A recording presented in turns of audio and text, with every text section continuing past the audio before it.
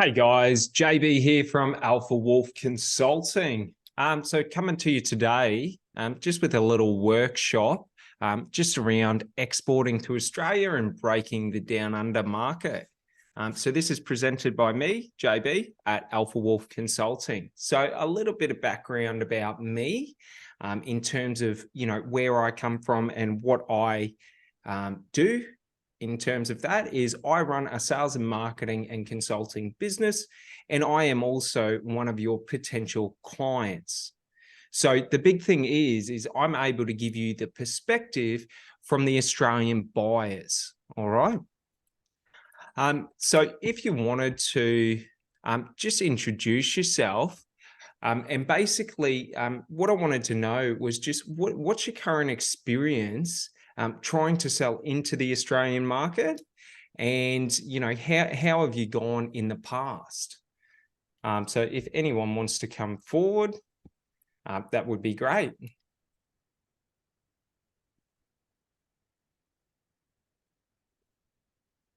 All righty, so that's all right. We'll move on. So basically, to jump into it, so the Australian market, right? Who are currently the big players in the Australian market in terms of who are the big and major exporters that export into Australia? Who are the current large Australian exporters? And sort of what is the field like in Australia in terms of competition? All right. How does China operate in Australia now? The largest player in Australia in terms of importers or exporters will always be China, just because of the geographical location and how quick it is to ship products to Australia. And also there's quite a deep relationship in terms of Australia sends natural resources to China, and China then sends consumer goods back. All right. So how do Australian manufacturers compete with China? And how does China operate? So the way China operates and the way China's always operated is by heavily leveraging on their cost of labor, but also on their, let's just say they're not so good sort of things that they do in terms of there is no such thing as patent laws in China. So even the American military had their F-35 basically stolen through Chinese hacking, and then it was remade and remanufactured in China as a new thing. So to a lot of companies, okay, when dealing with China in terms of if you have sensitive data or you have a sensitive product, not many companies want to deal with China, because the problem is their patents or any of their IP, their intellectual property, their processes or their manufacturing processes will be stolen, retrofitted for the Chinese manufacturing industry, and then basically they will now be the next competitors with these businesses. So basically, Australian manufacturers rely on quality to compete with China in terms of what they do is, instead of trying to compete head on with China in terms of cost, because China's buying in natural resources at the lowest price, they're paying cents on the dollar for labor in comparison to Australia. And to put this into comparison, right, just for a general factory worker in Australia, you are looking at around $60,000 a year. Now, this isn't, a great worker. This is an entry-level worker. So you've got to understand, Australian companies, the only way they can compete with China is by focusing on high quality, by focusing on very, very high quality processes that their manufacturing relies on, in terms of a lot of them will try and patent a specific way to do something so that other companies, even Australian companies or Chinese companies in Australia, cannot compete with them. So for example, to put this in perspective, I worked for a shed manufacturer many years ago, and they had a process of, instead of welding the joints together for the shed, like the leg joint and then the roofing joint, what they did is they developed a process to bend the steel. And what they found was it was 30% stronger. But the downside is, even trying to sell these sheds that were like miles above anything in the market that was close to it, okay, was still a struggle, because the problem is cheap, cheap, cheap, cheap. And the downside to cheap, okay, is no one's going to be able to outcompete China, even though China is now going through an economic uplift, which will see its cost of labor and cost of goods probably rise to about, one of your Eastern European sort of, I guess, sort of pay gaps in terms of, what they have to pay for labor and then what they have to pay for materials in terms of taxes and things like that. Alrighty, so how do Australians basically relate to one another? And this is pretty simple, because if you understand this, it is so simple to talk and build relationships with Australians. And the easiest way to relate to an Australian is just to be genuine.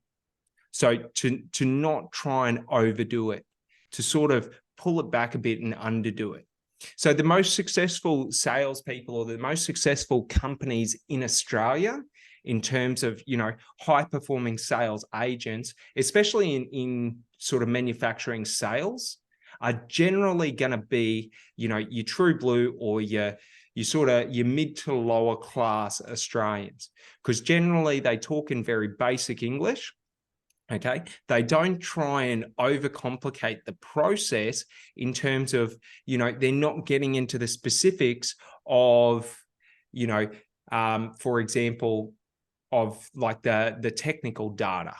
Okay, so they're not trying to sell based on technical data. What they do is they leverage on their ability to relate to each other.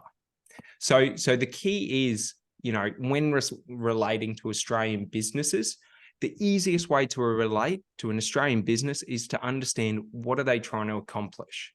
Because if we understand what are these businesses trying to accomplish, what we're able to do is we're able to talk on their level about issues that are important to them, okay?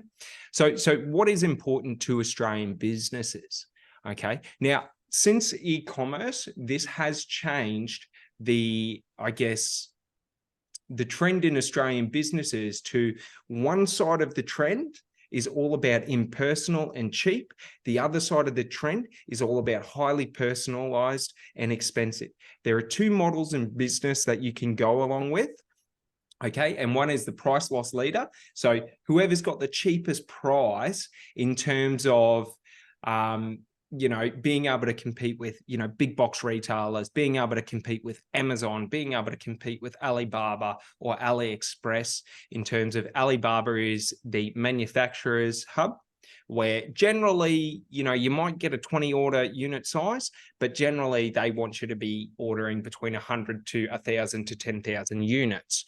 So on AliExpress, however, is basically going to be your 1 to 2 to 3 unit order sizes. So this is where a lot of consumers will go, but in terms of Australian consumers, majority of them won't go there. So the big reason for that is there are a couple of big e-commerce brands that really destroy e-commerce in Australia. One of them's Wish. If you've ever seen that website, basically where you get shown these amazing high quality products, you order them, and then you get the product and it's not what it says it is, or it's not to the specific standards that it said it was. In comparison, people are thinking they're getting a inflatable plane about yay big, and then an inflatable plane about yay big shows up in the mail. So little things like this cause these larger brands or larger companies to lose their brand reputation in Australia. But because they're so big and because their costs are so small, what they're able to do is they're able to pump all their money into their marketing. So generally, a good rule of thumb is between 10 to 20% of your overall project's value or your business's value in terms of revenue, you want to be redeploying into your marketing strategies. Now, these e-commerce companies, because they gut so much out of their core business, okay, to be able to offer these low price products, but to be able to streamline it and not have large overhead costs, they have to forego a lot of these things. So big issues to Australian businesses, okay? And what's really important to them is majority of Australian businesses will spend, thousands to hundreds of thousands building and developing out their brands, building trust in the community, building, and that's one of the key things is when we're targeting a high population density country, opposed to a low population density country, generally we get a lot more chances with a high population density country. In the terms of basically in Australia, if I go and I do bad business deals, or I damage my reputation, or I tarnish my reputation, okay, because it's a more tight-knit community and a much smaller community, generally it's going to be a lot harder for me to fight back, to bring myself back. But the other key thing to understand is many of these businesses that you will be targeting are your small to medium-sized businesses and companies. So your sole traders, your partnerships, and your private companies. Generally, you won't worry too much about, your larger companies in terms of, your Big W, your Kmart, your, Woolworths, all of that, because you're just never going to get in there because you're in competition now with America and China. So, generally majority of American products are bought through China. Now, if you can't develop relationships to be able to get, for example, like individual unit prices of shirts into the 60 to 80 cents, then really you can't compete with their buying power in terms of how much they've got. Kmart, Big W, Target, all of that, they've got hundreds of stores nationwide across Australia, and they're buying tens to hundreds of thousands of products per week or per day. So the key thing to remember is if you're going after them, great. It's a much harder road to go down.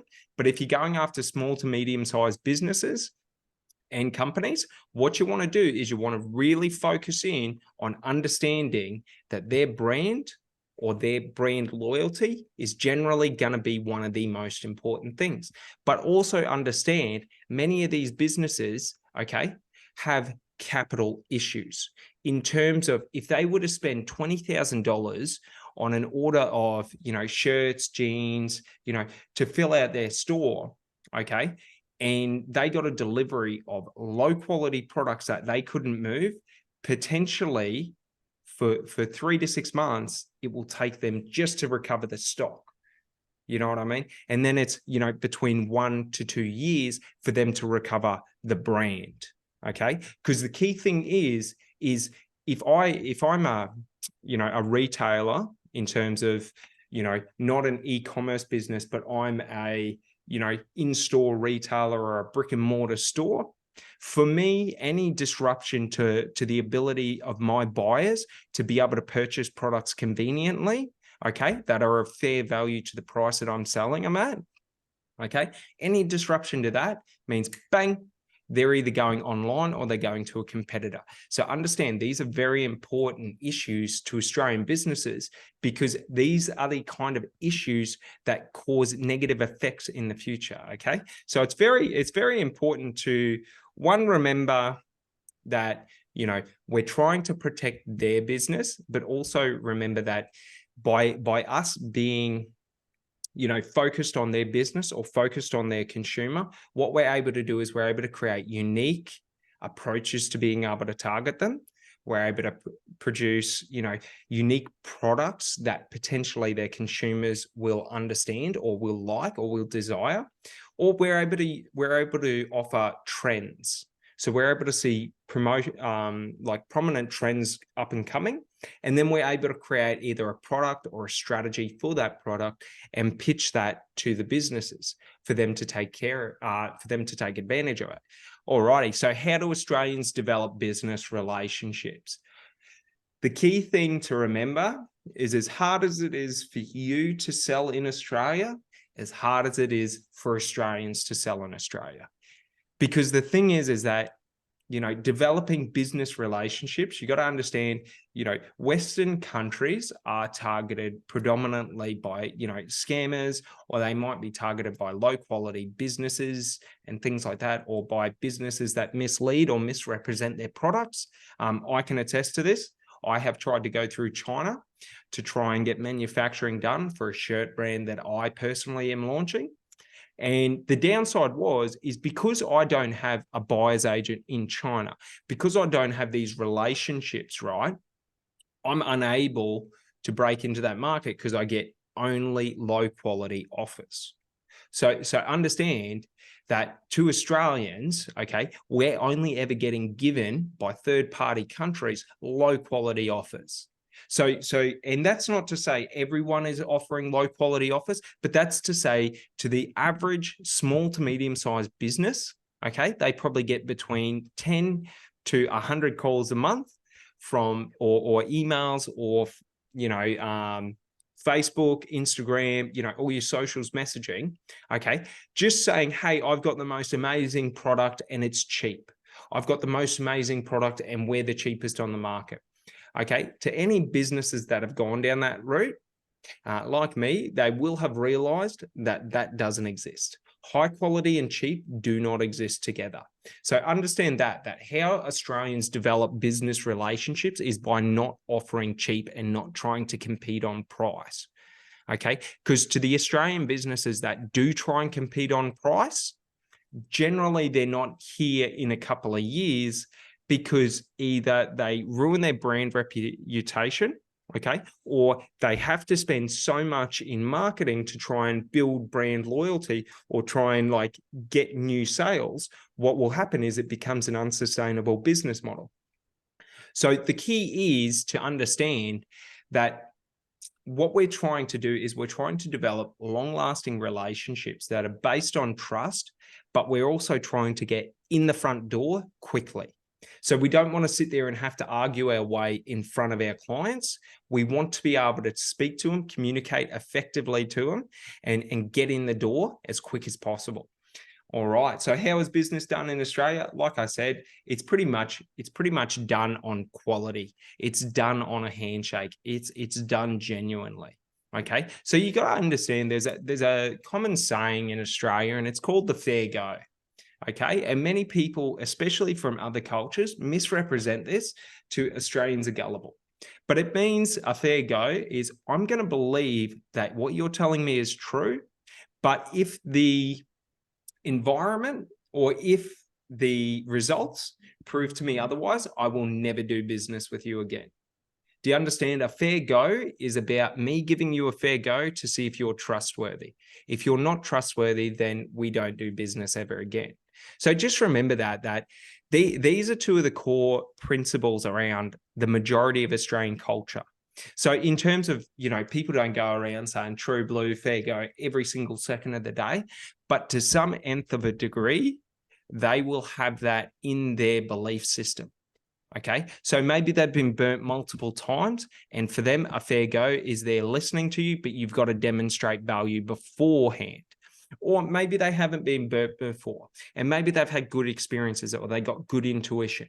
So they're willing to give you a go so long as it sounds like it's going to be feasible. So long as it all sounds congruent, so long as it all moves smoothly. Okay, so that's one of the key things in doing business, especially in Australia, is just make it easy and smooth. Australians like things to be easy. All right. So key factors to doing business with Australians: quality over cheap. I can't say this enough, because the thing is, everyone you're competing with leads with cheap. The ones you want to compete with lead with quality. So if you're coming into the Australian market to be a third-party exporter from India, okay, and that's how you want to be seen, as just this third-party manufacturer from India, go with cheap, because that's exactly how China do it, and that's exactly how they're seen. They're seen as a third party. You don't know the company you're dealing with. You just go on Alibaba and you try and order something. So what we want to do is we want to focus on quality and build a strong relationship, and the other thing is that in terms of breaking through barriers in short periods of time. Understand that to every Australian, okay, if they've been targeted by scammers or anything like that, it's always a too good to be true offer. So majority of Australians, if you say cheap, free, or anything like that, too good to be true, don't want to even hear about it. So if you go high quality at a reasonable price or at a high value price, okay, you will basically separate yourself from any external third-party companies, and you will be seen more as like an Australian or an Australian manufacturer. Because the first thing an Australian manufacturer will have to say to a potential client is, look, I'm not going to be the cheapest, but I promise you, I will deliver on what I say. And if you believe me, we will, achieve the goals that you want to achieve. Now, how do we build a strong relationship with our potential buyers? And that the easiest way to do that is just by respecting them. So instantly, if I go for a high quality product and I only show you high quality products, straight off the bat, I'm respecting you because I'm saying your consumers deserve high quality products. Now, it also gives you more positions to argue with. Okay. And you got to understand Australian culture and the Australian environment in terms of just the physical natural environment is very harsh. Okay. So Australians are naturally a lot more aggressive. So generally, you could argue with an Australian and yell at them and they'll give a bit back, but they won't be put back by that. So you got to understand when we go with quality, when we build strong relationships, when we focus on building trust, we're allowed to be a little bit more aggressive in our tonalities, a little bit more forceful in our beliefs. Because if you believe that your product is of higher quality than, for example, any Chinese product on the market, and even on par with Australian manufacturing standards, what you're able to do is you're able to arc your back up. And when they say, oh, you just want to sell me a shit product, look, mate, I don't sell shit products. I only sell high quality products at a higher price. Now, I'm not going to be as cheap as China, but I will be able to come in under the Australian manufacturers. Okay, because you got to understand, like for Australian manufacturers, when we get into specialty labor, okay, now we're looking closer to $80,000 to $120,000, upwards of $150,000 for an employee. So you got to understand, you're in a position where you've got skilled labor, okay, you've got great manufacturing standards or great manufacturing, procedures or equipment, and you've got the ability to then produce en masse or train en masse or, build a larger, I guess, like production team than any Australian company could do. An Australian company would be between 10 to 50 times the price that you could come in at. So that's one of the key things is we don't want to compete with the Australian businesses on price. We want to focus on in India, okay, we are charging a high price for India. Not a high price for Australia, because then, we've got to build even stronger relationships and we've got to build even stronger trust in the market. But this workshop is all about breaking into the market. So this is the first step. How do we get a foothold in Australia in terms of how are we able to, either get on the phone or get on Zoom and basically promote our business or our product in a way that is going to make them sort of sit back and go, okay, I didn't think about that. Because even if they are using Australian manufacturers, okay, potentially they're not getting the results that they want. Potentially it's not at the price point that they need, because business costs are only ever rising. And you got to understand, in Australia, the big ones are energy, and then there's like fuel costs and things like that, and then wages. We cannot compete on those things. Our energy prices are far above any other countries, except for when we get into like, our European countries. Generally, they're a little bit more, but that comes to, more of the environmental fact rather than, the energy costs. So one of the big things to remember is that when we're coming into, doing business with Australians, what we want to do is we want to focus on quality, focus on not being the cheapest. Okay. We want to focus on being around that mid-level, because if you go up to the very high level, then you've got to demonstrate your value at a much higher level. Whereas if you're sitting in the middle to the just above the middle, generally you'll smoothly sail through if your product's of quality and you can build, strong enough relationships, but you can also deliver on what you say you're going to deliver. All right. So that's one thing in building trust through your offers. One thing I want to say about this is if you come to me with a product and you've bumped up the price 200%, and then you offer me an 80% discount so that it looks cheaper to me, straight off the bat, I know that's a scam, because that's what all the retailers in Australia do.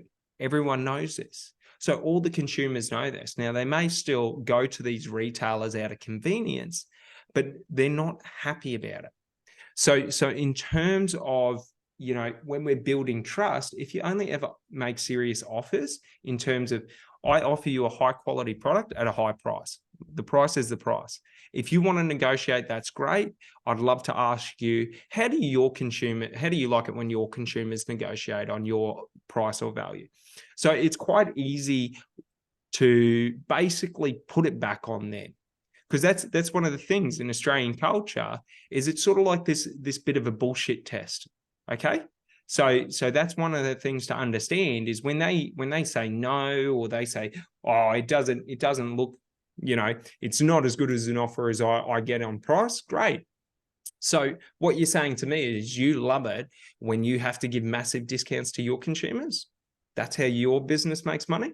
Because know this, majority of Australian businesses, unless they're a price loss leader and they're looking to be the cheapest, they do not want to give discounts. They dread giving discounts because it eats into their profit margins. But the problem is it's a lot more calculating to do to work out where they are. So understand that majority of them will give out discounts, 10, 15%. But what you want to do is you really want to use discounts and save them so that you can benefit people. So on the 6th order, hey, we're giving you a 20% discount just to say thanks for you ordering regularly. So understand, if we're using discounts up the front, we can't really discount off a discounted product. So it sort of doesn't leave any room for us to sort of wow our consumer in the future. Okay. So we want to leave a little bit of leverage, but also, if they're only going for, a cheaper product, potentially they're not the right business for you, because they're going to drop you like a hot potato if they get a better, cheaper offer. Whereas if we focus on building trust and we focus on building strong relationships in the market, what we're able to do is we're able to negate that. So I'll get more into some of the strategies on that. So first we focus on the quality. So high quality or cheap, always go high quality. Because the downside is when you offer me a cheap product, okay, my thought pattern as a business owner, okay, about to launch a product or about to launch a campaign is, what would be the negative effects or the negative costs that I have to repay if I get flooded with, returns? Because all of these Australian businesses have to have comprehensive return policies to compete with other businesses.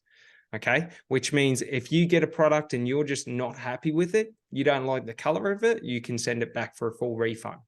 Okay, because the problem is the other businesses that they compete with, this is how they offer it.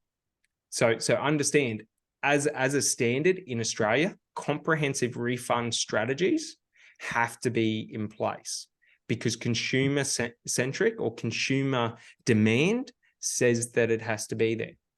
Alrighty, so I've touched on it, but why is the cheap option always the worst option for Australian businesses? Straight to that point, because cheap options lower or erode brand loyalty and consumer trust. Okay, they also increase, okay, the after sales sort of, how to say it, like the process.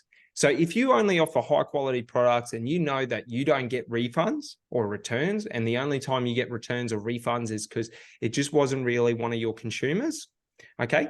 Generally, what will happen is you're able to not have to worry about having, customer care, after sales care, recovery teams, all these different business divisions that are required to support the sale. Whereas if you have lower quality products, okay, and you're trying to build a business that's going to be here for years, you really have to get on top of that quickly and have comprehensive teams. And honestly, I could give you examples where, this is what these businesses do.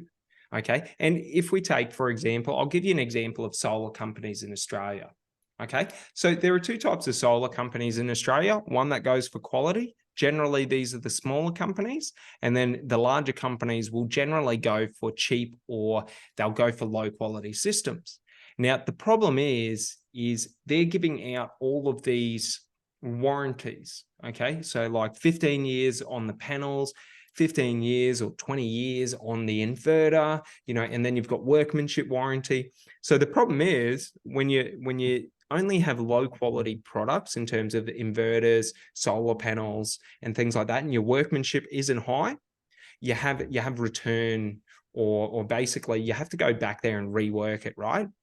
So you might be making, as on the sale, for example, you might be making $3,000 to $6,000 per system, right?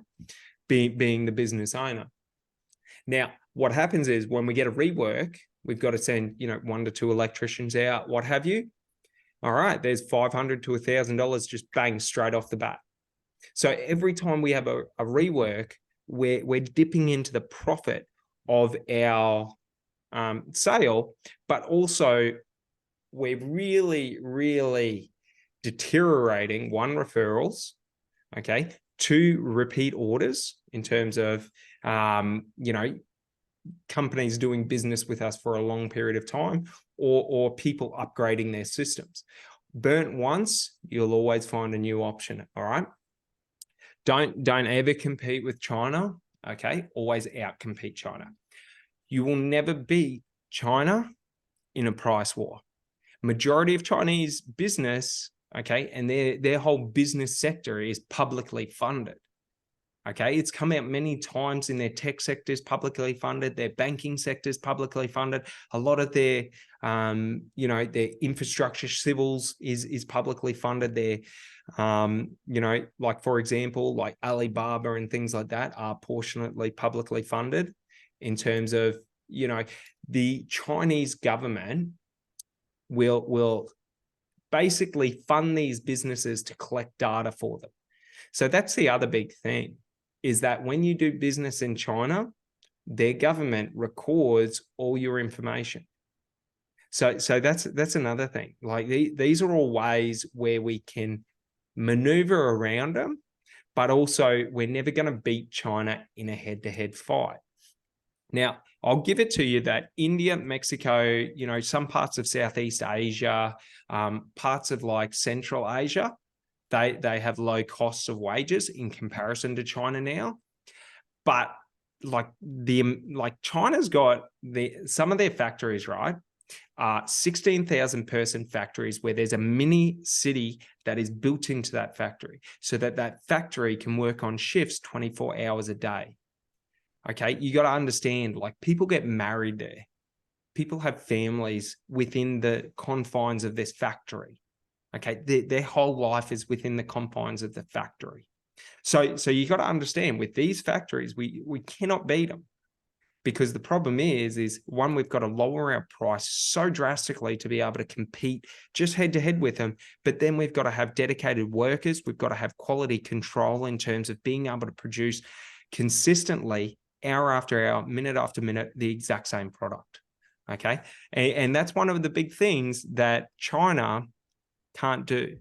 So they've got some amazing companies that have invested heavily into being able to deliver high quality products and being able to deliver them at, reasonable prices and consistently. And then there's about 80% of the market, which is imitation. Okay, where they imitate the business models of these very, very prominent and very successful companies or manufacturing companies. But what they do is they don't have the resources. They don't have the manufacturing skill. They don't have the facilities. They don't listen to you. Trying to just communicate as an Australian buyer with Chinese sellers is one of the most difficult things to do. Like, seriously, all you have to do is have you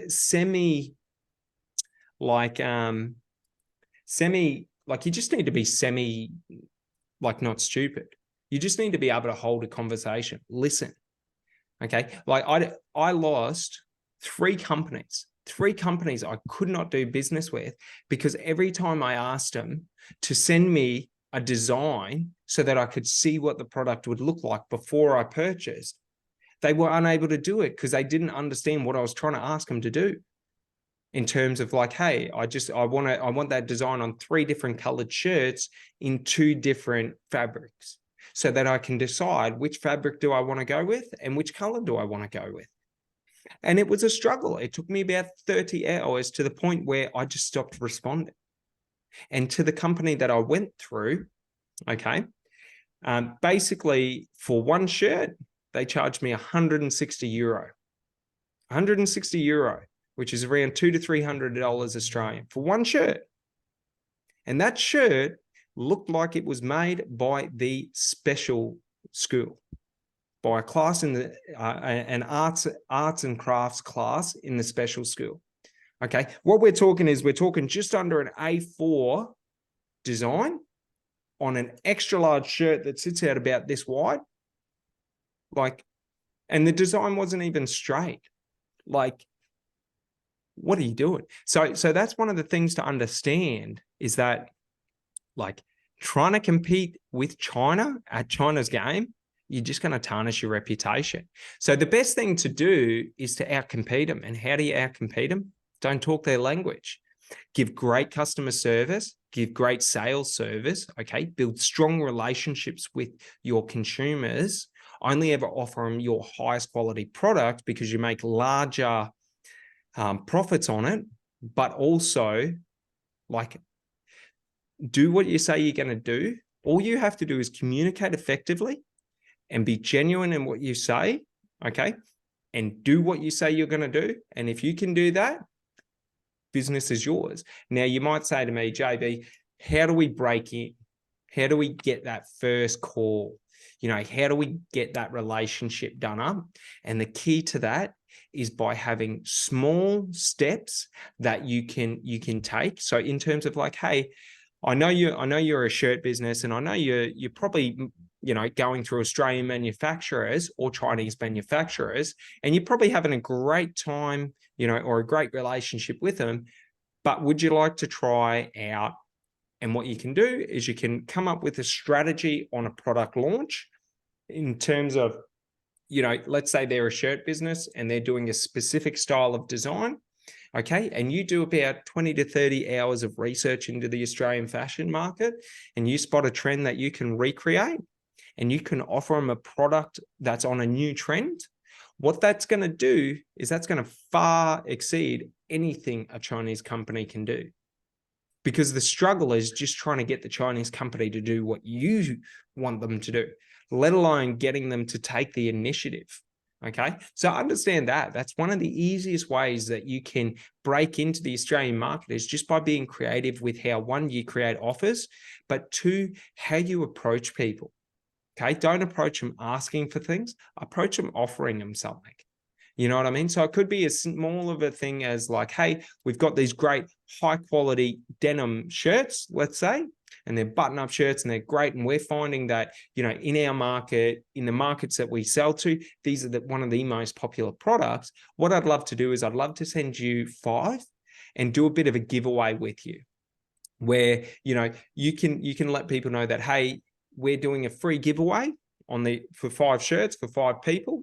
Okay. And basically what we're going to offer is that, hey, if this goes well, let's look at doing 1,000 unit order or a 500 unit order. Well, let's look at building out a product line or something like that. So what we're able to do is that, but then we're also able to create a strategy around like, hey, we do these giveaway packages. They're $100, 5 shirts. So you invest $100, you get 5 shirts. That's 5 giveaways you can do for this month. You know what I mean? And what we do is we don't give them 5 low quality shirts. We give them 5 of the highest quality shirts. Because what that does is, one, their giveaways are going to be more successful in terms of, you know, if the products that we offer them for those giveaways align with their target market and their target consumers. Okay, understand that these giveaways may generate, you know, 500 new followers. They may generate 1,000 new followers for these businesses. So that can be real money for them. And we haven't even asked them to do business with us yet. And we're just offering them. All right. So the next area on it is, what do Australian businesses look for in products? So what they want to do is they want to know, one, is this product, you know, the quality that it says it is?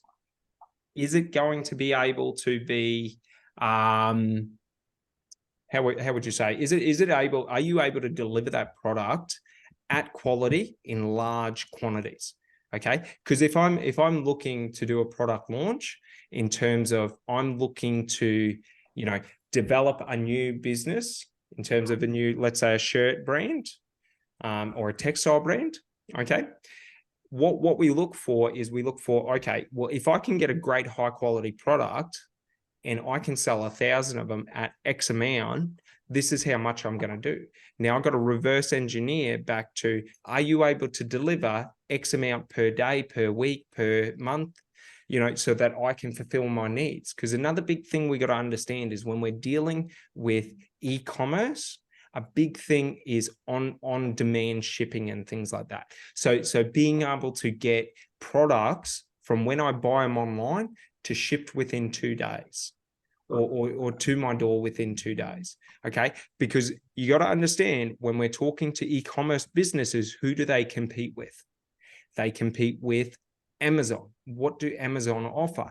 Amazon offer 1 to 2 day shipping standard for majority of their products. So you've got to understand, when we're trying to compete with these larger companies, we've got to understand our consumers in terms of these smaller Australian businesses and their ability to basically sell their products, but also to be able to really focus in on delivering at the same level that larger companies deliver in at. Okay, and you got to understand, for China, it could be anywhere from a week to 6 months to get your products in. Okay, you got to understand, with Australia, there was a big issue around when COVID hit, that shipping. Okay, and I can attest to this, because I had literally, I was in the process of launching a business the week before COVID hit and the lockdowns happened. Okay, and what happened was, I made an order for my stock, and then the next week there was a disruption to shipping. It took me over 6 months to get my stock. And what did the Chinese companies say to me? We don't accept refunds. To understand that, if you care about your consumer, you're going to outcompete them every day of the week. Alrighty, so we've gone over it, but we'll go over it again in a bit more detail. What do Australian businesses worry about other than their brand, other than their consumer loyalty?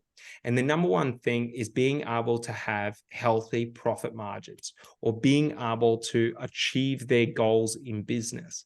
Okay, so big worries around, being able to achieve their goals is, am I able to deliver high quality products on demand, okay, at reasonable prices, and is it going to be fixed?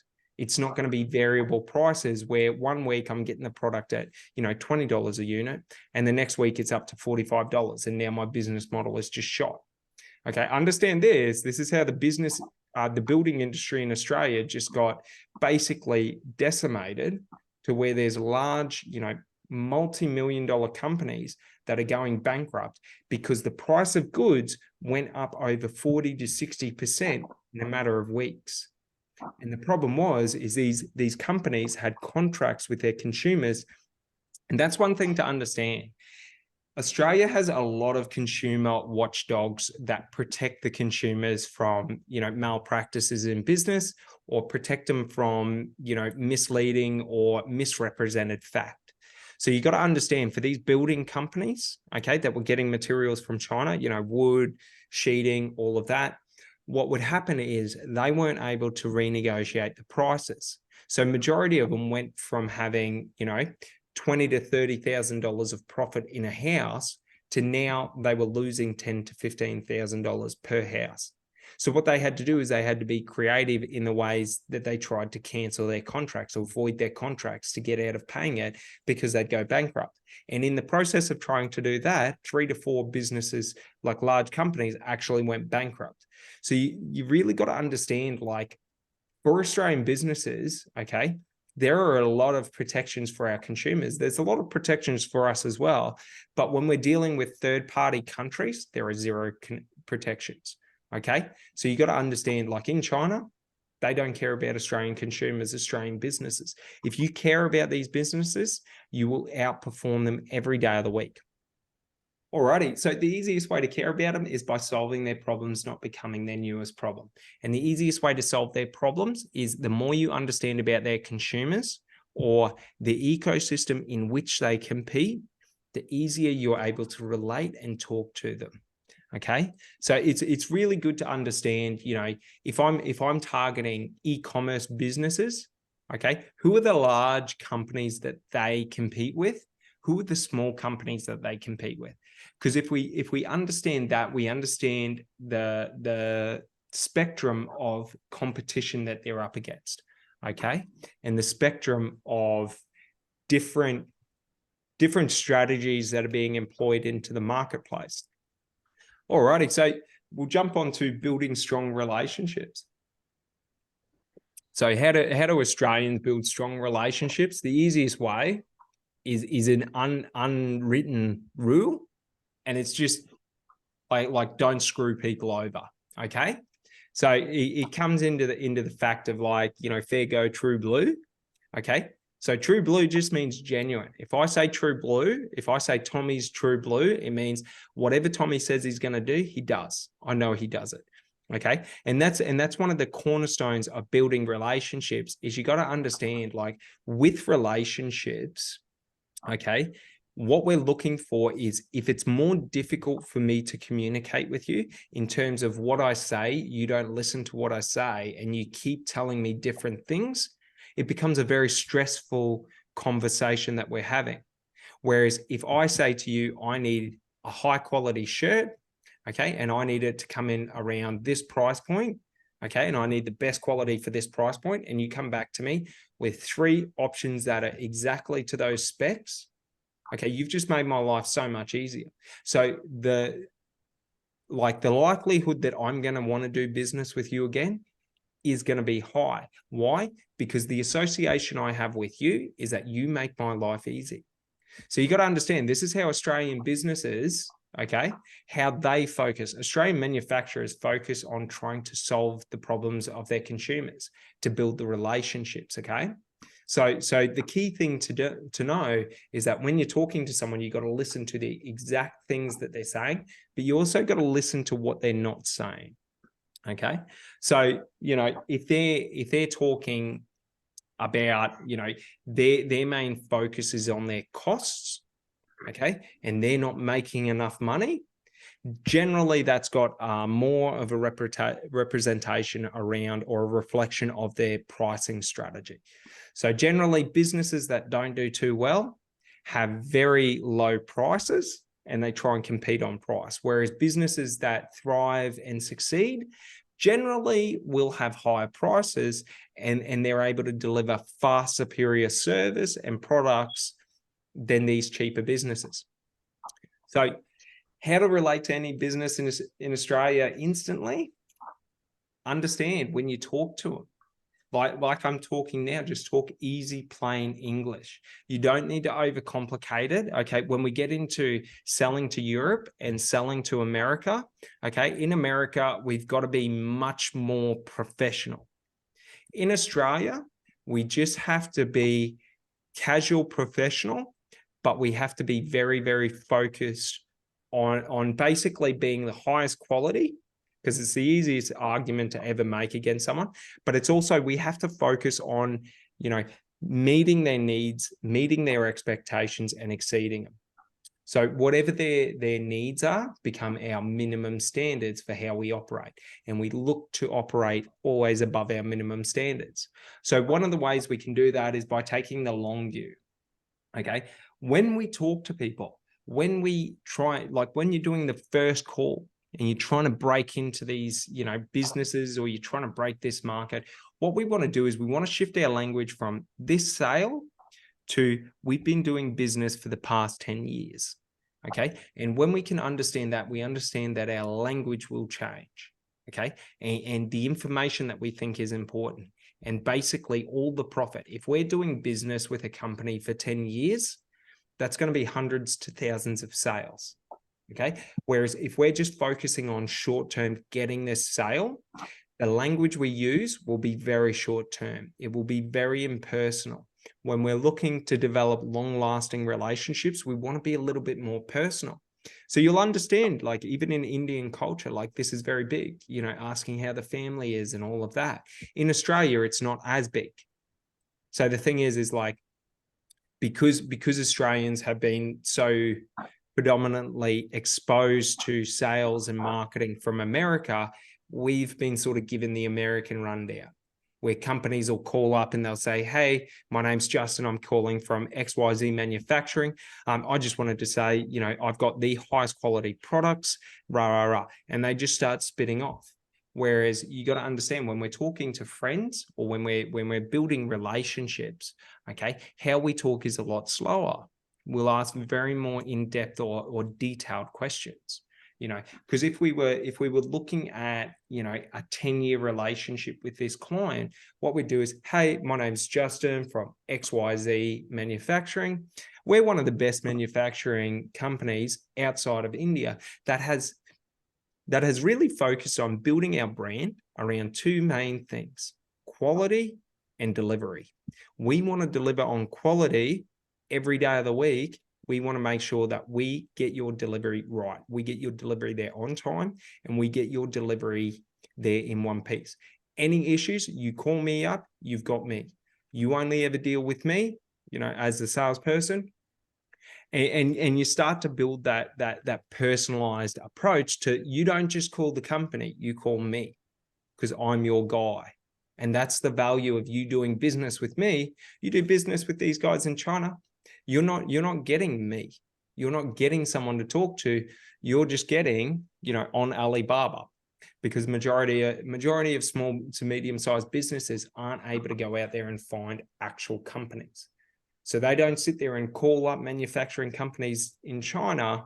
What they do is they just jump on Alibaba or AliExpress, and then they just look at products, and then they might talk over the chat and then basically order their order. And that's how impersonal it is. So the key is that, especially when we're trying to break into new markets and win new business, we really want to focus in on building strong relationships, okay, through the sense of communicating and talking to people as if we're going to know them for the next 10 years and as if we've already known them for 10 years. Because what that allows us to do is that allows us to, one, shift our perspective of, we're not just worried about what do I get in this situation. It's sort of like, okay, how beneficial is this relationship to me or my company? What is this relationship's value if they do, for example, 10 sales with us over a year or 100 sales with us over a year? So we're able to project that out, and it's sort of like, well, I can take a hit on the first sale because if we deliver, we're going to be able to do business again and again and again. So we really want to focus in on that and understanding the true, the true value of a consumer or of a business relationship in terms of, are they ordering 1,000 units at a time, maybe once or twice a month? Are they ordering 10,000 units a time once a month? Are they ordering 100,000 units, per quarter, whatever their business model is and whatever their business strategy is. All right. So understanding that just allows us to really see the big picture in terms of we're able to see, well, maybe I don't have to win this deal in the context of, I have to get it for the exact price that I want to get it for. It has to always make sense. Or maybe it's just, maybe if I don't win this contract with them, I might win the next one or the next one. We know that they're always, so long as they're in business, they're always going to be buying products. All right. So do Australians like to wheel and deal? And the big answer is no. Any Australian that tells you they like to wheel and deal has been on a holiday to India, Bali, Southeast Asia, something like that, the Middle East or something like that, where bartering is a part of the culture. In Australia, people don't like to barter because it takes more effort and energy. You got to understand, if I'm sitting there for 20 minutes trying to argue you down to my point or trying to bargain you down to my price, okay, like how much time am I wasting if I'm doing that once a day, once an hour, once a month? You know what I mean? So one of the big things is Australians don't like to waste time and they want it to be as easy as possible. I want to be able to ring you up and say, hey, mate, I need XYZ. What's the price? Can you get it to me on X date? And that's it. That's all they want. They want simple and easy because we want to focus on, as business owners, what we're good at. So we don't go into business to buy products. We go into business to sell products. So you got to understand that, like me as a business owner, I want to spend as little time as I can setting up these business deals, in the sense of I want to know that, one, it's inside my price range in terms of, if we were talking about, 100% organic cotton shirt and you came in at $29 per shirt to have it shipped to Australia, potentially that might wipe out a lot of your business.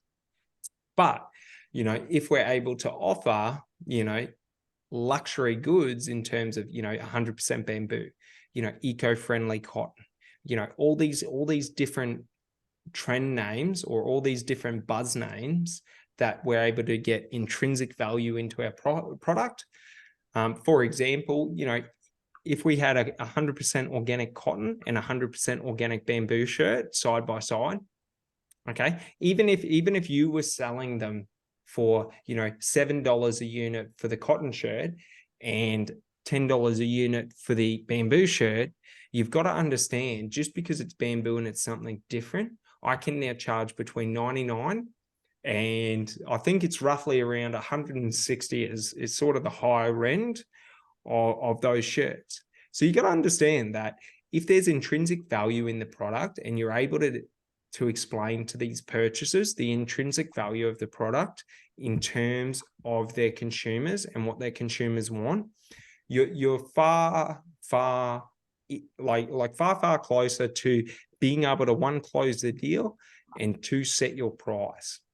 So the next step is, how do you lose respect without knowing? And the easiest way to understand this is basically, you're never going to be told that people don't like you. But generally, if you feel like you're having to push in terms of, like, you have to call 3 to 4 times to get through to them, they don't return your calls, generally you're in the process of losing respect without knowing. The other way is if you come too pushy at the start of the sale.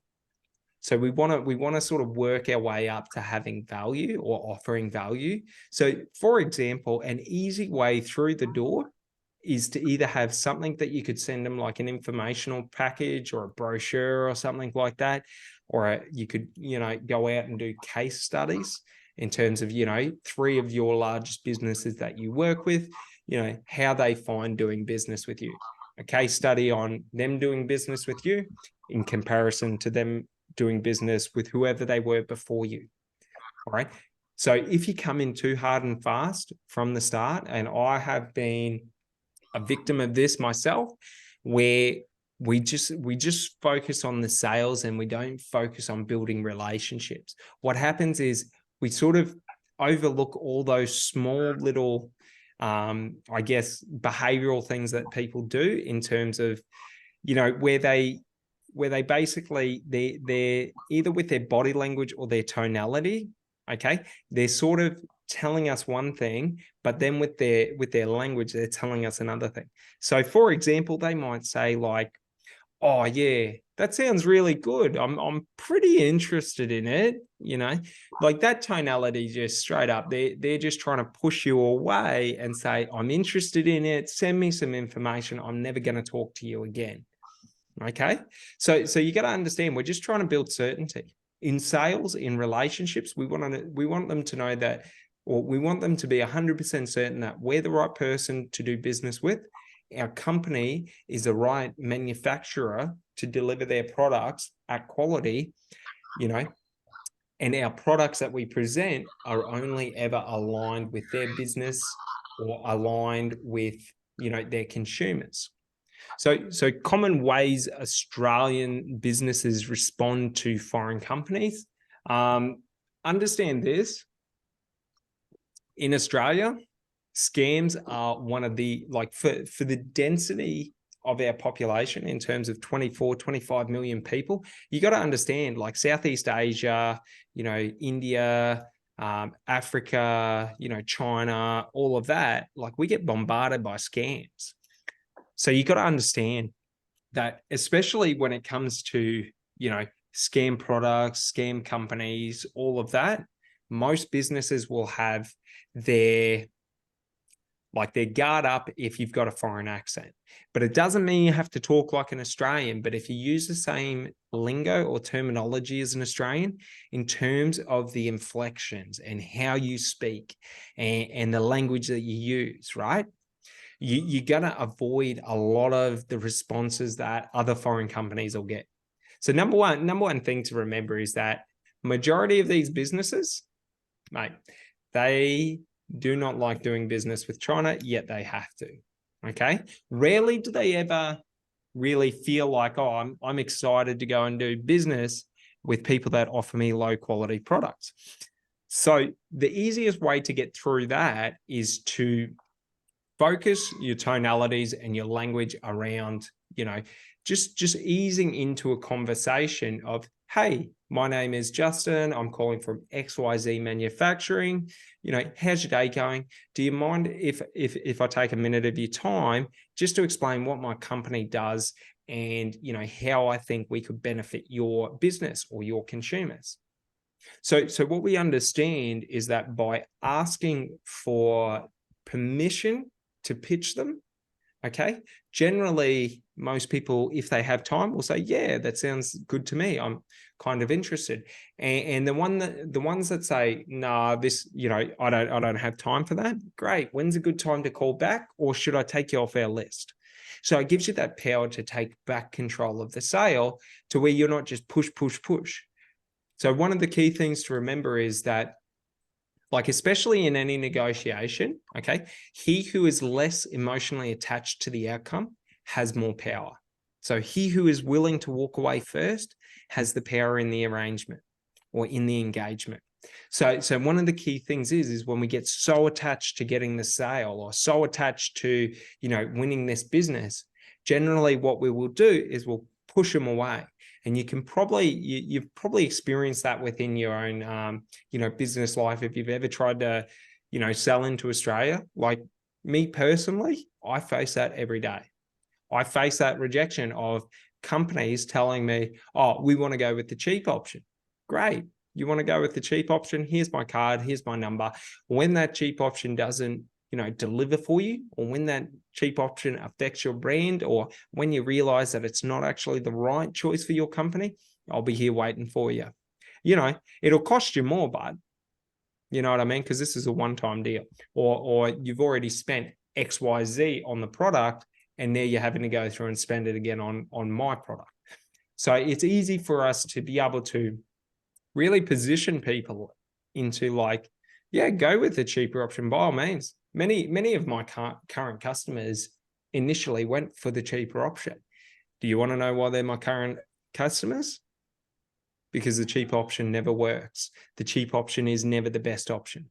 So just understand that if you're able to talk a bit like an Australian in terms of like you understand the culture, you understand like the different cultural bullshit tests that Australians do in terms of, to any external companies coming from third-party sources, even American companies, like they get the exact same response to where we basically, Australian businesses will assume they're a scam, assume they're overcharging us, assume that their products will not deliver to how they say they're going to deliver. And the reason for this is marketing. And America's insistence on pushing, marketing and things like that in terms of when we go back to the 90s and the early 2000s and things like that, there was a lot of psychology used in marketing and a lot of psychology used in creating offers and using manipulation to try and get action taken. But understand this, okay? People are more likely, 2 times more likely to take action on a negative outcome than they are a positive outcome. So just understand that your position of leverage is you always start with the positive outcome. And when they reject that, you go to a negative outcome. And you go, well, great. So you don't want the best of the best. What happens when you spend $10,000, $15,000 on products and the quality isn't there and the products aren't there? What happens then? So just really understand that they're going to be more likely to take an action after you've offered them an opportunity, they've rejected it, and then you've hit them with the negative outcomes. Because then they start thinking, oh, okay, maybe I shouldn't go for the cheapest option. Maybe I shouldn't go for, the option that I don't have specifics on delivery. Maybe I shouldn't go for the option that I don't have a connection to that company.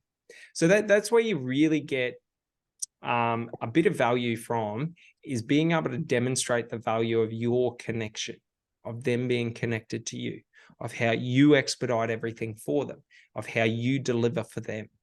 You know what I mean? So that's something to think about.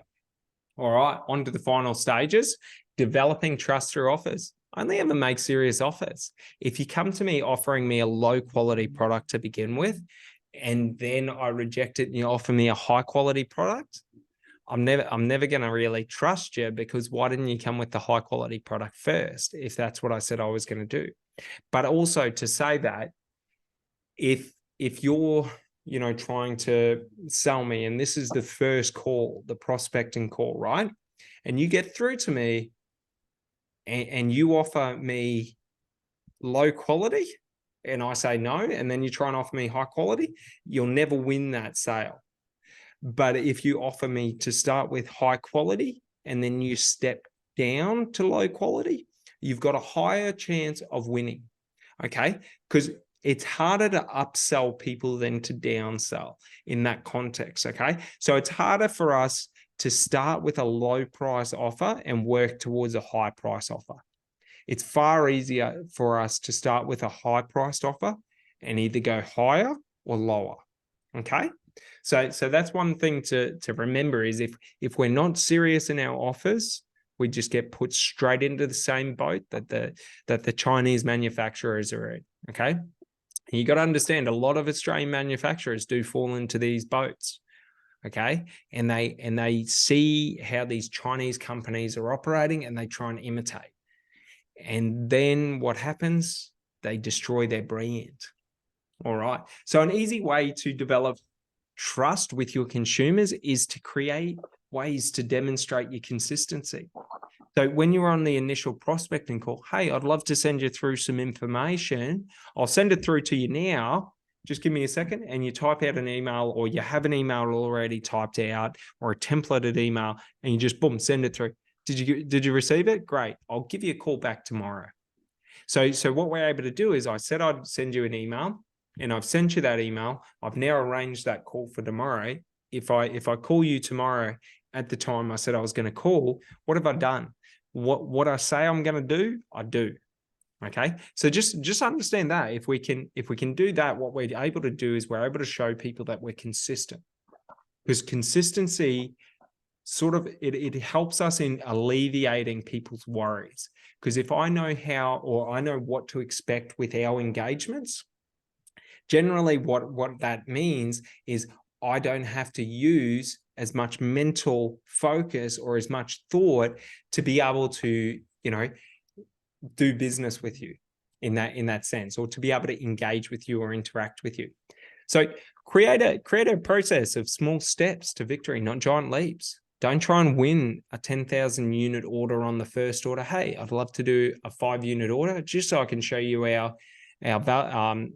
quality and how we deliver. And then I'd like to work towards getting towards a 1,000-unit order. So what we're able to do is we're able to break up our sale from, instead of us asking for the full order at the front, it's like, hey, let's do a small portion. If I do what I say I'm going to do, and the product is what I say it is going to be, let's then go into a contract on a larger order.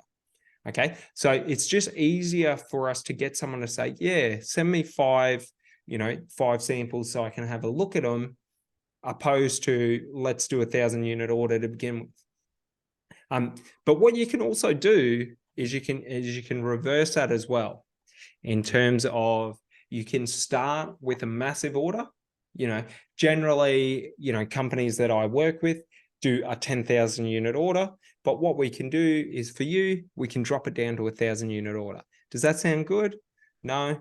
All right. Well, what I can do is I can work it, and I can drop it down to 500 and then down. So you can go either way.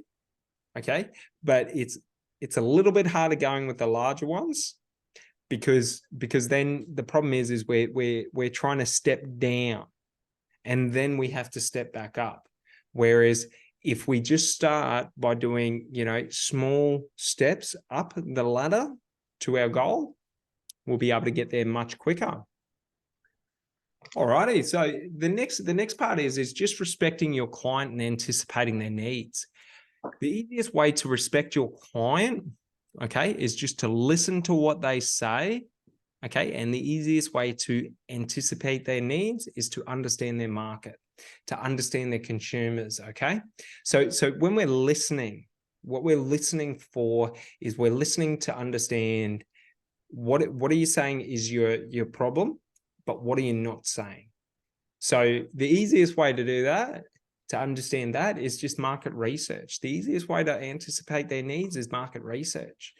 So the more research you put into the industry that you're trying to break into, the more sort of a conceptual understanding that you'll have around that. Okay, around that industry, but also where you can pivot, where you can show value, where you can outcompete other people. All right. Only ever offer high quality options. Leave the low quality to someone else. Okay. The quickest way that you can destroy the trust in your business relationship is by low quality products or by under delivering. Okay. So we never want to under deliver and over promise. We always want to over promise that, hey, I'm going to send you, we don't want to overpromise, but we want to underpromise that, hey, I'm going to send you one of our best, pieces of like shirts and things like that. And then basically, look, if it's up to your standard, okay, if you think it's valuable, and we already know it is, because we already know it's the highest quality option on the market. So we already understand that, but the language we use, okay, isn't about being sort of like disempowered, but we want to sort of have that certainty that, like, it should meet your needs, and it is a good product. But what we want to do is we really want to, use our language and our order sizing and things like that to under promise that, hey, I can deliver you this in this time frame, and then we want to over deliver. So an easy way to do that is, look, generally we're about 8 to 15 days on shipping, and we know it's going to get there within 7 days. So that's sort of one way you can do it as well, by just pushing it a little bit further in terms of I'll send you the best, or well, not the best thing, but you want to use your language to really, position your buyer, okay, to this is a really good option that I have, okay, a really good option. And we know it's the best on the market. So that's one of the things. We don't tell them it's the best on the market. We let them discover it from themselves. We might tell them that, hey, shipping's usually a day or two above 7 days, when we know that it's always going to be 7 days. That way, they're expecting, hey, maybe it's going to be a little bit longer. And when it comes in on time, bang, we're good. But it also allows us, in case there are any issues, that we haven't overpromised. All right. Focus on always being the highest quality and charge accordingly. There is no point in you trying to compete on price and gut the profits out of your business just to win contracts.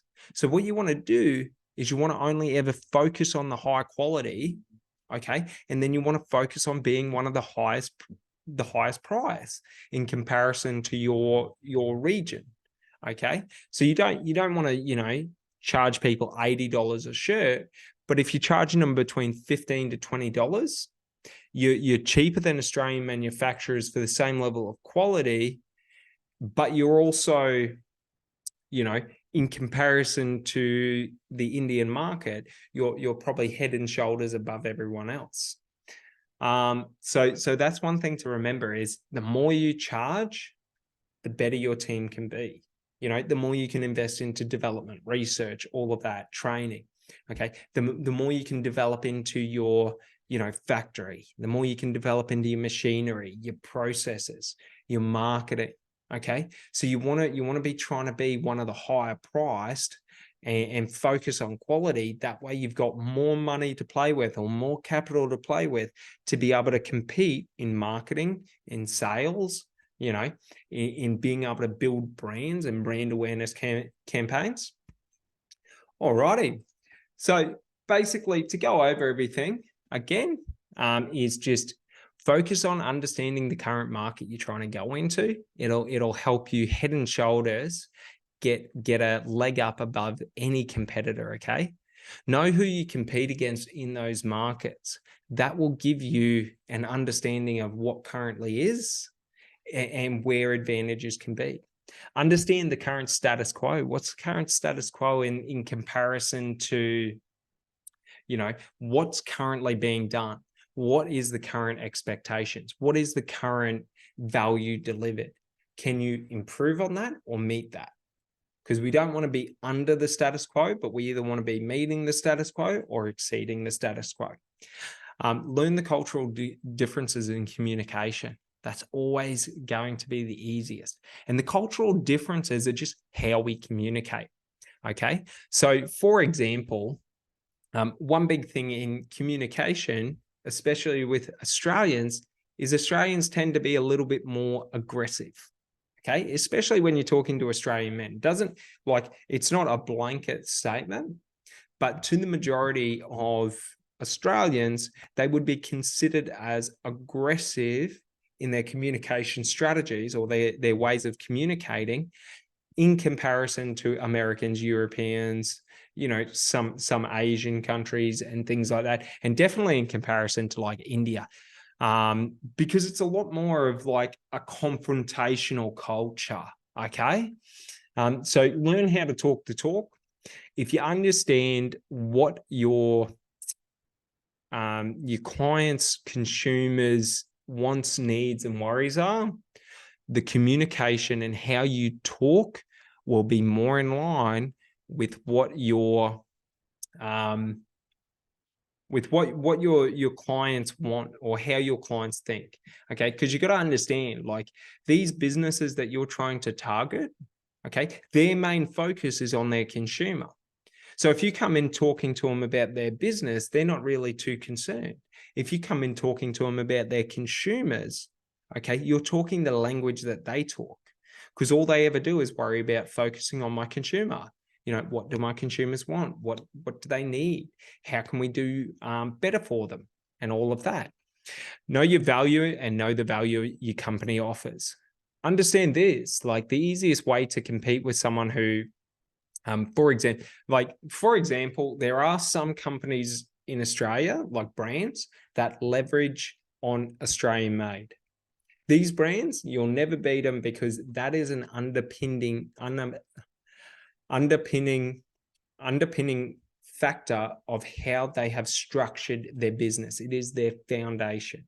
But for other companies that aren't doing that, okay, the easiest way is know your value when you talk to them, that you're someone of value, that you have something to offer them, and know the value of your company, that your company is, one of the leaders in manufacturing, prestigious, cares about their consumers, focuses on their consumers' needs, focuses on meeting the demand, all of that. Like, these are easy ways that you can really sort of not aggressively, but you can arc your back a little bit. And when they say, oh, Indian quality is low, no, it's not. It's high quality. Have you bought products from there before? Like, you can sort of put it back on them and be a little bit more confrontational. Now, it's not about like sort of starting a fight and arguing, but it's more about like, oh, you think my company's doesn't have any value to offer? Oh, great. Well, I believe that my company has this value to offer. If you don't see it, sweet. We'll go and do business with your competitor every day of the week. We've got you on that. Only offer high quality options. You're going to have less returns or less negative feedback from your consumers or the businesses that you operate with if you only ever focus on high quality options, and you'll always be able to price accordingly. So the thing is that like when you only ever offer high quality options, like you just take the price that it costs you to manufacture it, right? And then you just work out what is the current price that Australian manufacturers can offer a similar or a high quality product can offer a similar value for, because you don't worry about on what China charges, because it's very misleading. So you work out what are Australian companies charging for a similar or same product as mine, and then you just set your price around theirs. Quite easy. Focus on developing strong relationships. The stronger the relationships you build, the more referrals you will get, the more the more return business that you'll get, but also the more trust in the community that you'll build. Because if these businesses start taking off and they're making great profit, there'll be a lot of businesses that will want to come in and replicate, and they'll want to know how are they doing it. All right. Develop trust through your offers. If you respect your clients in the sense of like you respect them as human beings, and you don't try and sort of like not rip them off, but you don't try and like sort of, give them a higher price just so you can discount it later. Okay. Charge a high price because you're worth a high price. Don't charge a high price because you want a discount. It's never a good way to go. People see through that. What? Sorry.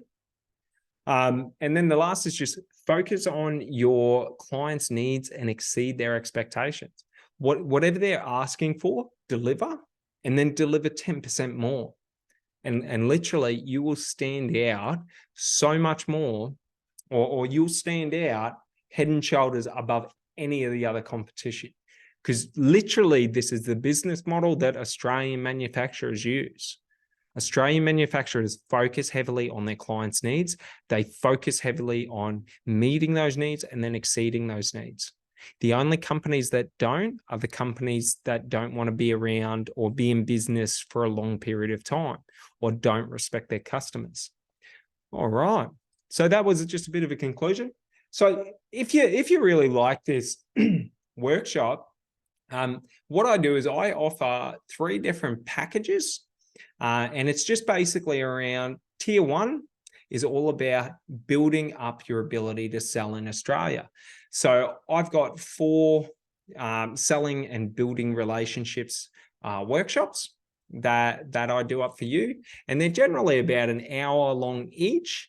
And then what I've done is I've created out a private group exporting to Australia. So what that is that's just a group where, everyone can come together, and I can tell you currently what are consumers in the market feeling, and we can just share a bit of knowledge, share a little bit of like information and things like that. And I will, like I put in there just a bit of reviews, feedbacks from consumers in the like Australian businesses and things like that, from consumers, just so you got somewhere that you can go to get a bit of an understanding about, you know, Australia, about, you know, for example, e-commerce businesses in Australia and things like that. So it's a really cool sort of starter package. And then we've got tier 2. This is a monthly package. It sits at $1,000 a month. And what it is it's those 4 workshops that build you up and get you up to speed in selling in Australia. And then it's 1 times an exclusive buyers network pitch. So what that is basically, I'll go out there and get 5 of your target market, and we do a webinar together. And what I'm able to do is I build the relationship with them, and then I bring them in front of you and I help coach you on how to pitch to them to win their business. Okay, so what you get is, with that as well, is access to that private group just for understanding how to sell in Australia and understanding the Australian market, the Exporting to Australia's private group. And then you get access to the exclusive buyers network private group. So what that is that's a group of other people that are in the buyers network. And basically, it's where we share what we're doing and how we're doing it. And we're also able to share information about specific businesses that are looking to do business or looking to get manufacturing in like either India, China, whatever it may be. And we'll push them towards that. But the other great thing that we're able to do is we're able to put information in there in terms of, I'll put specific training and information in there that is very specific to these sort of the networking pitches or the buyer's networking pitch. Okay, where I'll coach you and teach you how to sell on webinar, how to really engage with your consumer, how to ask the right questions, and how to build strong relationships. And then the last one is the basically the And the last one is basically tier 3. This is the top end. So this is the mastermind package, $5,000 a month. And what you get is you get those 4 workshops, which basically, you know, you can use once you have them. Okay, you can use them to train up your team. Your team can jump into the private group and things like that. And then as we get to the higher end groups, like the exclusive buyers network group, and then we get to the exclusive buyers networking mastermind group, generally they'll be for your higher level employees, like your sales division and things like that. Whereas the lower packages are more for, you know, your boots on the ground, your people that are doing the calls, your thing. So what you get with the tier 3 package is you get those 4 workshops, you get the exclusive, you know, buyers networking pitch per month, where 5 businesses, I'll get them on a call with you. What we'll do is we'll run through a little bit around, you know, prior to that, like we'll have a strategy, okay? And these will be qualified leads that are looking for a specific product that you are selling, okay? And what we do is I just train you up to be able to take advantage of it, to be able to leverage on the relationship that I build with these companies or these businesses, to be able to, because if they trust me and I bring you to them or I bring you to them, what generally will happen, okay, is when I do the handover to you, they will trust you to a similar level that they trust me. And it makes it a little bit easier because I'm in Australia and because I'm an Australian, they know I've got to go and see them if things go bad. So basically, you know, I put my little bit of relationship on the line with them. And then the last one is that we just have those 2 exclusive masterminds. So the networking masterminds, okay, per month, where it's, you know, the businesses that are in the tier 3, okay, the, you know, upper management, whatever it may be, okay, we come together and we work as a team to solve each other's problems. Now, the benefit of masterminds is that it's not just me telling you how to do it. Okay. It's me showing you how to do it. And then it's other people in your industry, okay, or in your position that are doing similar things, but might be doing it slightly different. So it's just a bit of an exclusive group that just helps us to perform at a higher level. It helps us to, get better results in terms of we're able to share the information and our wins and our losses so that we're able to learn at a more rapid rate. All righty.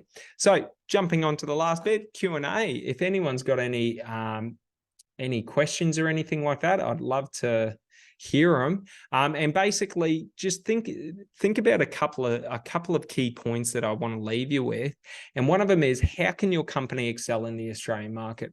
So how could your company come into the Australian market and really, one, build a beachhead, so win a couple of companies and sort of build a bit of a name for you and build a bit of trust, and sort of how can it build out from there?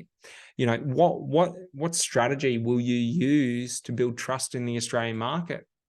Out of the strategies that we've talked about today, in terms of, how can you build trust with your consumers, that you do what you say you're going to do, and that what you say means what it means. So if you say you've got high quality products, it means they're high quality. If you say that you can produce, let's say, 1,000 units a day at high quality and remain, quality control has remained, then you're able to do it. So that's another thing. Who's your target market, and how will you connect with them? So if your target market, for example, is e-commerce businesses that sell apparel, it's like, how could you get in front of them? How could you creatively find ways to connect with them? Okay, that don't revolve around just winning a sale, that revolve around building out a strong business relationship, that look at trying to build a network with their network, to where if you do well for them, if they know of any other businesses or companies, you're able to help them as well. And then the last thing to think about, what kind of relationship does your company want? Does your company want to come into Australia and compete with Australian companies? Does your company want to come into Australia and compete with China? Does your company want to build trust in the market? Does your company want to spend a lot of money on marketing trying to win back that trust? These are just some things to think about. And they're just really good points on just sort of getting your mind around the conceptual understanding of, what's at play, and what are we trying to achieve when we're, one, making the calls, two, pitching or presenting our services, and three, delivering on what we say we're going to deliver on. All right. Well, if anyone has any questions, we can go with that. Otherwise, I can end it up here.